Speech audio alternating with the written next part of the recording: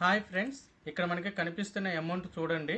ఇక్కడ మనకి రూపీస్ తర్వాత ఇక్కడ పైసలు అనేవి కూడా కనిపిస్తూ ఉన్నాయి కదా. ఇక్కడ 315 తర్వాత 0.66 ఉంది కదా. తర్వాత 412.33 మళ్ళీ 812.55 ఇలా అమౌంట్ ఉన్నప్పుడు వీటిని రౌండ్ అప్ అమౌంట్గా మారవడం అనేది జరుగుతుంది.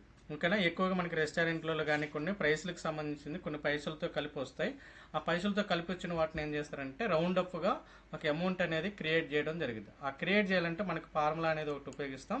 అదేంటంటే ఇక్కడ ఈక్వల్ ROUND రౌండ్, తర్వాత ఓపెన్ బ్రాకెట్, కీబోర్డ్లో షిఫ్ట్ పట్టుకొని ఓపెన్ బ్రాకెట్ కొట్టండి.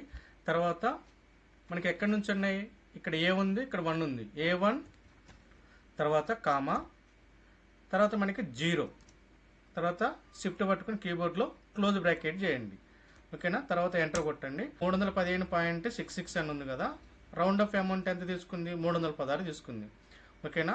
ఇలా మనం ప్రతిదానికి ఫార్ములా కనుక్కోవాలంటే మనకి చాలా టైం పట్టింది. అలా కాకుండా డైరెక్ట్గా మనకి ఇక్కడ క్లిక్ చేసుకుని ఒక ఫార్ములా కనుక్కున్నాం కాబట్టి ఇక్కడ మీకు ఒక డాట్ లాగా కనిపిస్తుంది కదా.